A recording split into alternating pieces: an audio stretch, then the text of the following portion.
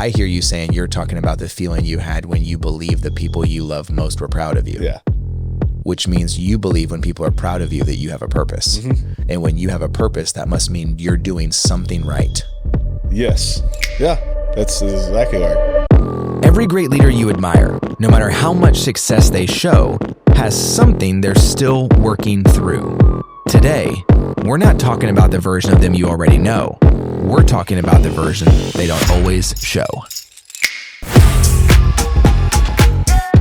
And like at the time I still haven't like actually sat back and thought about what actually had transpired that year, right?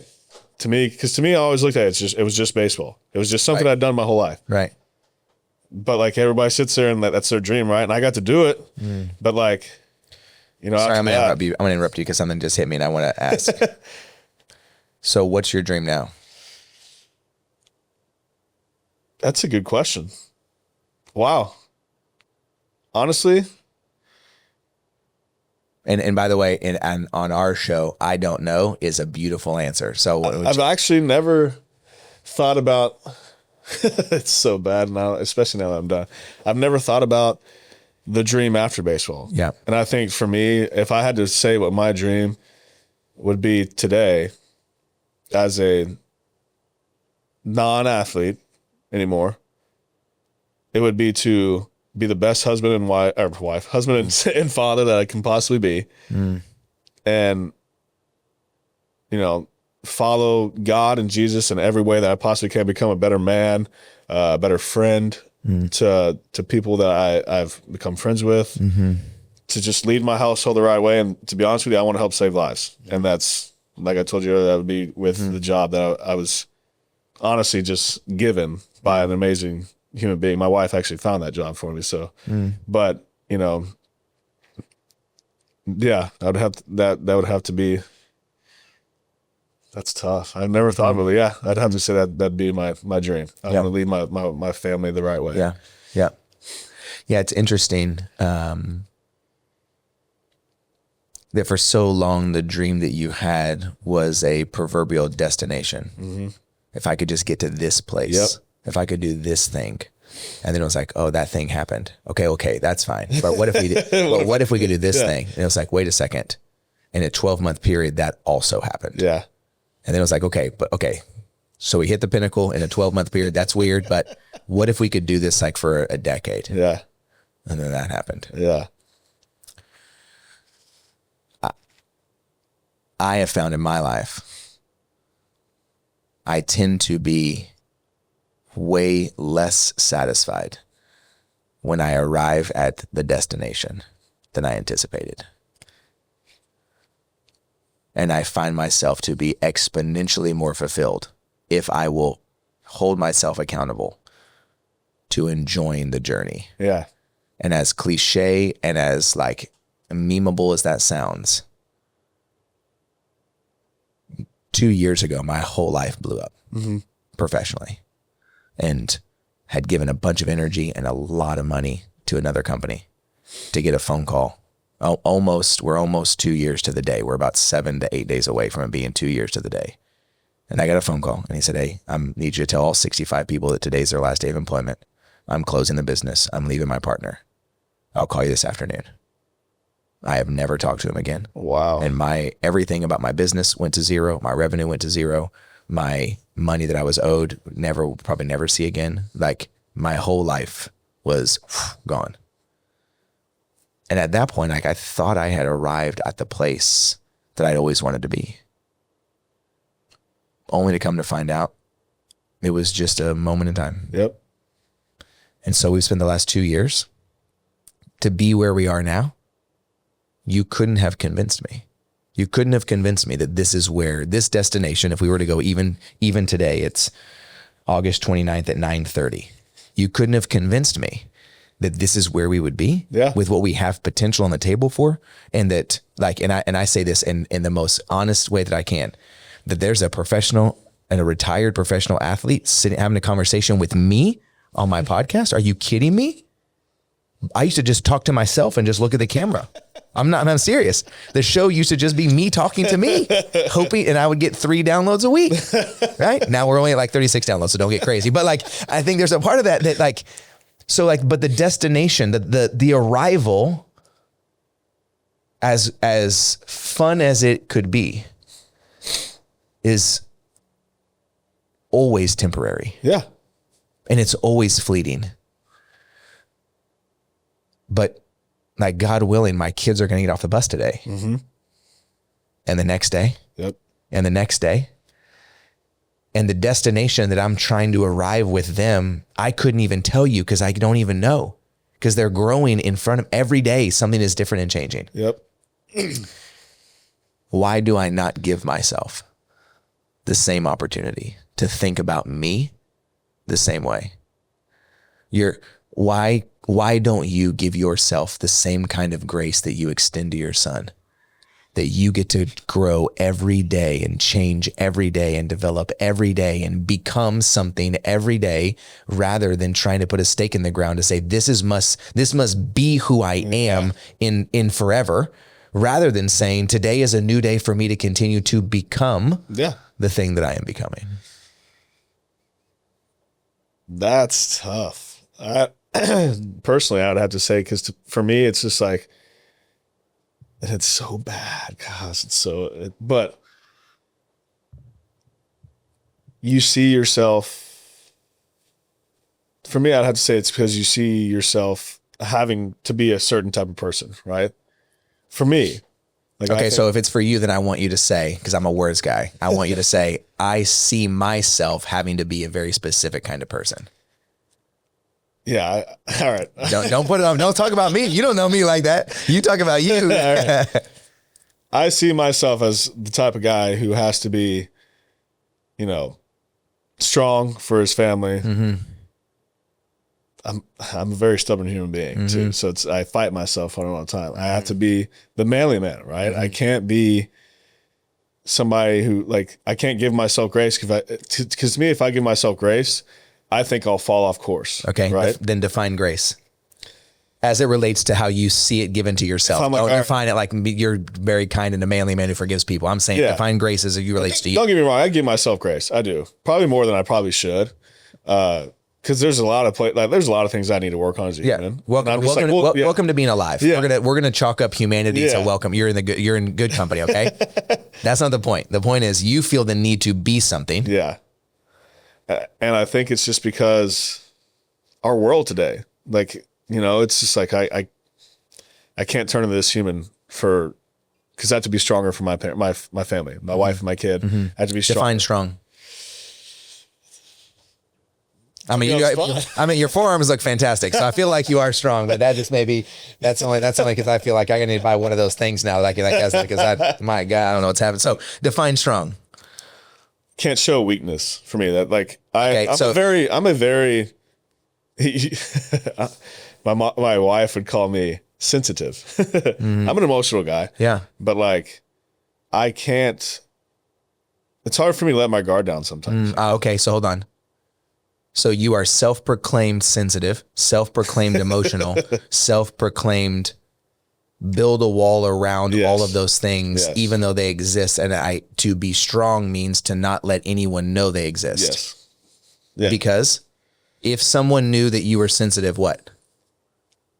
They'd probably, I don't know. I mean, to be honest, they probably wouldn't care. I agree, but that's not, but keep going. That's not how I think. So, right. So why? Because listen, we're not that different. Okay. Yeah.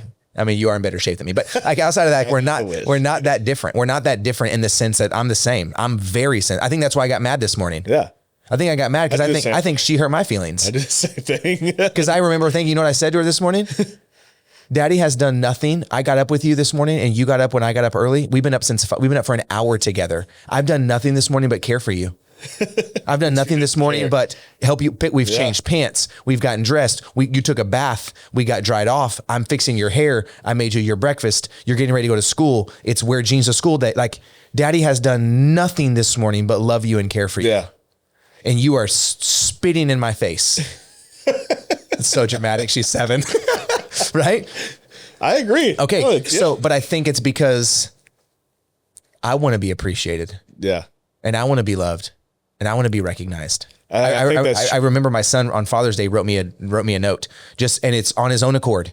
And it was, Daddy, happy Father's Day. I love you so much. And then he put at the bottom, thank you so much for working so hard for our family. And I remember thinking, like, you're 8. Yeah.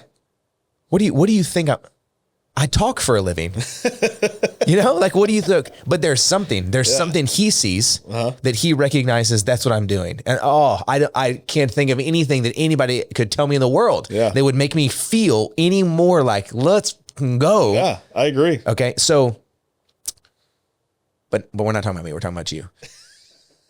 Talk about us. And so, we're talking about fine.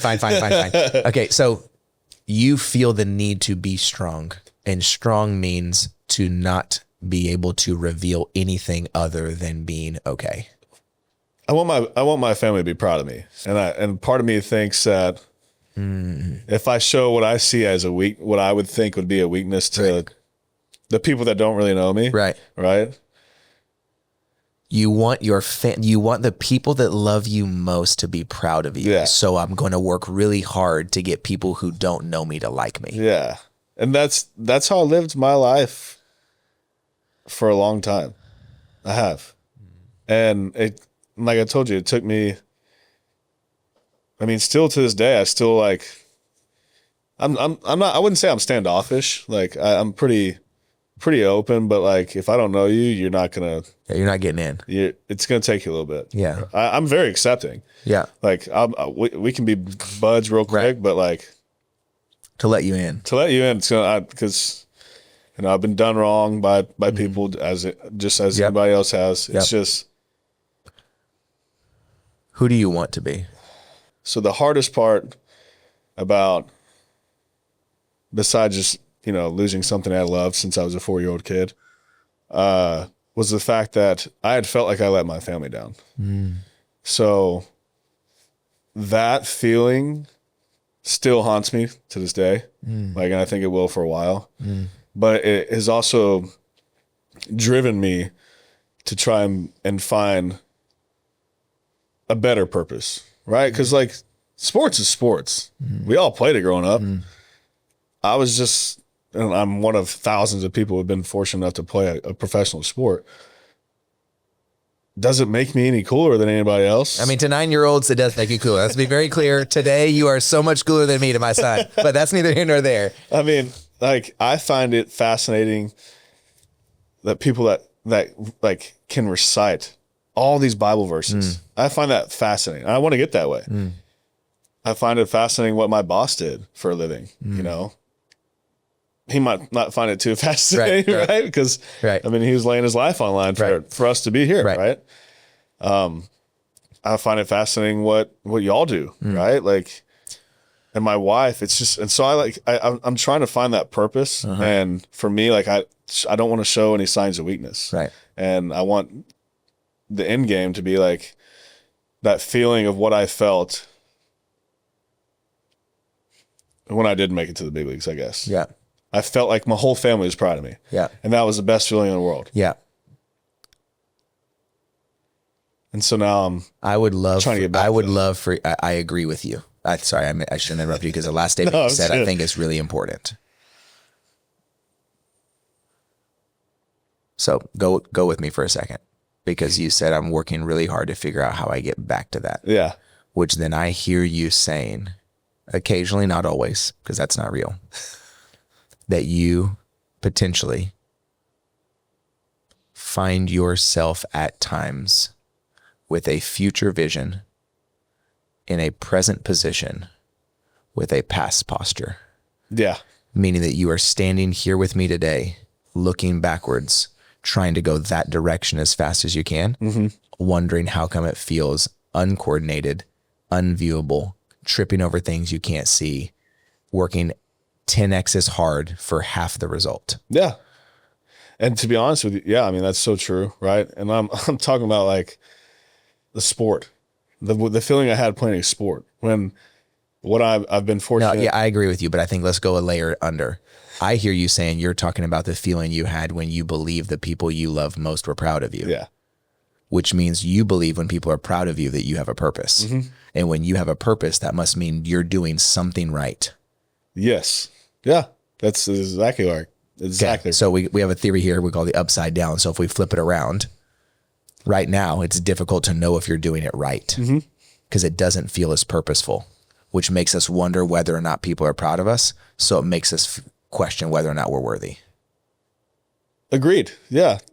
Well, because what I'm doing, I would say what I'm fortunate enough to do now would be more purposeful than what I did in my past. Right. Like I have a chance to actually. As somebody who I know that you love competition, I would highly encourage you to stop comparing them. Yeah, that's true. Now, I don't know how to do that for you because I have no clue what it feels like to have been in the world you were in the last decade. So I'm speaking from 100% outside, unbiased. I don't know. I know I have, and I mean this very, very literally.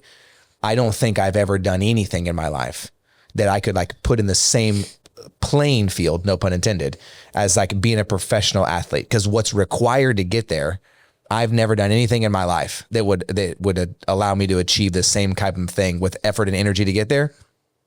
I haven't done it. Yeah. And that's not good or bad or right or wrong. It's just, I just know that's true. Yeah. So I think that you're going to exhaust yourself if everything you do post MLB has a comparative rate to something you used to have then, because it's not going to work. It's not. It's all new. Yeah. It's altogether different. And I think that's why it can't be compared. You're going to be disappointed the rest of your life. 100%. But I think that's why, I mean, I guess it's because all I've known is that sport, right? I listen, I don't disagree with you. I fully agree with you. But now, but I think now give yourself the kind of grace that says, but there's something else I want to know. Yeah. And and I think that I can be every part of who I am today while also fully entertaining, becoming something I've never even known. And it's not going to look like that. Yeah. You keep looking back, you're going to be disappointed. 100%. I got to get out of this. Like you said, I just get so caught in the feeling of what people saw me as. That's right. Instead of who you're able to see you as today. Yeah. And like what the possibilities of what could happen with my current job is amazing. Yeah. And that's like when I see it working, like in the schools that we have installed in, the fulfillment I get in my body is unlike no other, right? Because I mean, you have kids. Yep. Zach has kids. I have a kid. Like, it hits home. That's right. Especially after what just happened in Minneapolis. So that's like my new drive. Yeah. But I still look back. Yeah. And that's the problem. And I'm fighting myself daily to get through it, especially because baseball is always going to be there with or without me. That's right. And that was the hardest pill to swallow, like while playing it. It was like your life after baseball is going to be a lot longer than your life with baseball. And like you didn't want to believe it, right? It's like, that's not true. Yeah, not for me. I mean, Nolan Ryan played till he was 47. Yeah. And that was way back then. Why can't I do that, right? Well, I'm not Nolan Ryan. Yeah. But let me ask you this. Your son's 4. We're going to give ourselves a little bit of time because we're still in the process of becoming. So it's his 6th birthday. Have a party. It was great. During the party, he has a piece of cake. Great. He wants a second piece of cake. And you say, hey, not yet. Let's wait to the end of the party when everybody's done. Once everybody leaves, me and you'll have another piece of cake. He says, okay, Dad. Goes and plays. Everybody leaves. Get the second piece of cake. For whatever reason, you sit down and you're thinking to yourself, man, I wonder what he sees. Yeah. I wonder if he's proud of me. And so on a whim, we're feeling frisky and we're having our second piece of cake with our son on his 6th birthday.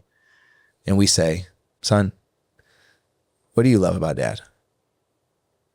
What do you love most about Dad? What do you hope that he says? Man.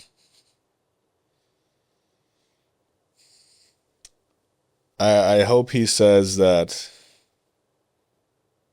you know, I want my kid to think I'm a good dad, that I'm a good example. I want him to think that, or know that I'm doing my best at all times for him and our family. So I would just hope he would, that's tough, man, that's tough. I would just hope that he says, the saying is like, if I could lay all the moms out in the world, I'd still choose you. I would hope that he would say that about me. That I fight in my job and in our family every day to make him happy and my wife happy. And that's tough. Yeah. Then I would strongly encourage you, if that's the desire, out of all the dads in the world, he will choose you. If out of all the dads in the world, you will choose you. Ooh. And out of all the husbands in the world, if you'll choose you. Yeah. And out of all the sensitive and strong and manly men in the world, you'll choose you. Yeah. Because gosh, that's so true. That it just reminds me of a conversation I had with somebody, and he's like, I haven't forgiven myself, so why would God? Right? It's kind of like the same thing. Like, if I wouldn't choose myself, why would they? Now we're talking. That's a really, really good question. And I promise you, your son didn't choose you because you were an athlete. Yeah. He doesn't even really know. That's right. He does, but he doesn't. Yeah. Yeah. And I could promise you, your wife doesn't love you because you used to be an athlete. Yeah. And I can promise you the people in your life that love you don't love you because you used to be an athlete. I'm like a professional athlete. I'm sure you're still an athlete. Right? Right. Yeah. So it begs the question full circle. So is the reason that you chose you because you were a professional athlete? And if the answer to that is no, then we have to discover then why. Yeah. Then why would you choose you? Yeah.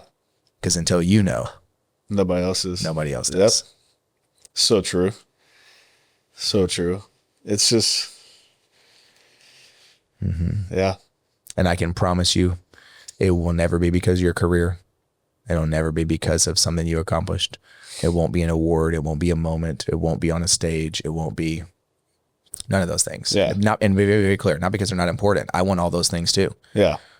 I want to be on the show. I want someone to choose me. I want to be the thing that finally gets picked. If I've worked a decade plus at something to hone in my craft that gets overlooked because it doesn't have the right figure behind it, or I don't have the right exit behind it, or because I don't have and I have to remind myself daily, sometimes more than once a day. But that's not why I chose me. I don't choose me because I had a 10-figure exit. Yeah. I don't choose me because I had some great qualification. I don't choose me because I had a doctorate. And none of those things are bad. I wish I had a doctorate and a 10-figure exit. Those both sound fantastic. But the reason I show up every day can't be for that, because it's literally not true. Yeah. So that can't be what they're choosing. That can't be why they want me in the room. Yep. That can't be why they're willing to talk to me. It can't be why they're willing to have a conversation with me. It can't be. So if it's something else, then I have the duty to discover what that is. Yeah. And I think back to the phrase, we hear kids, if and when they're asked, and if the parents are fortunate, we ask our sons, who do you want to be when you grow up? And we hear them say something like, man, I want to be just like my dad. Okay. So if a 4 or a 9-year-old has the kind of wisdom to say, when I grow up, I want to become something, when did we stop becoming? Dang. Yeah. Because at some point we told ourselves that we reached the end of the line and this is just who we're going to be forever. Yeah. But you've had a very real pivotal moment that you were maybe granted hindsight down the road, a really unique opportunity that it wasn't the end of the road. Yeah. It was just a mile marker on the highway to show us that for these first 10 miles, we were here. Yeah. Wow, I like that. And so for the next 10 miles, You get to choose, actually. You get to pick the team. Yeah. You get to pick the position. You get to pick the outcome, and you get to pick what we fight for. You get to pick what a championship looks like. I like that. You get to pick how you compete. Yeah. It's up to you now. You had a great framework. Mm-hmm. What an incredible 10 miles to learn about all things that are possible. And to realize that even at the biggest stage, at the highest level in something that you love, the next day, it's over. Yeah. Yeah. I like that a lot. It's just, yeah. I just need to start taking a different perspective when I get into things. You're right.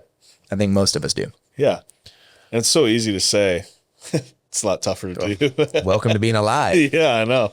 Welcome to being a real grown-up. Welcome to yeah. I don't know what it's like for you in the MLB, but for the rest of us out here, we've been doing this for a long time. It's tough, dude.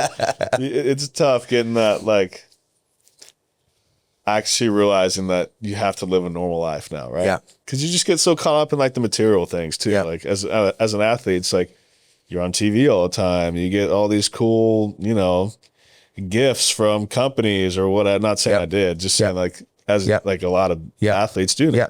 Yeah. And you get caught up in that, and then it's all gone in the blink of an eye. That's right. And then it's like, and the only constant through the entire journey was you. Yeah. And for the next 10 miles, the only constant will be you. Yep. This time, though, you have two really fun people in the car with you. Yeah. And those two people don't want to be in the car with anyone else but you. I love that. Oh, I love that. That's good. That's real good. Yeah. Yeah.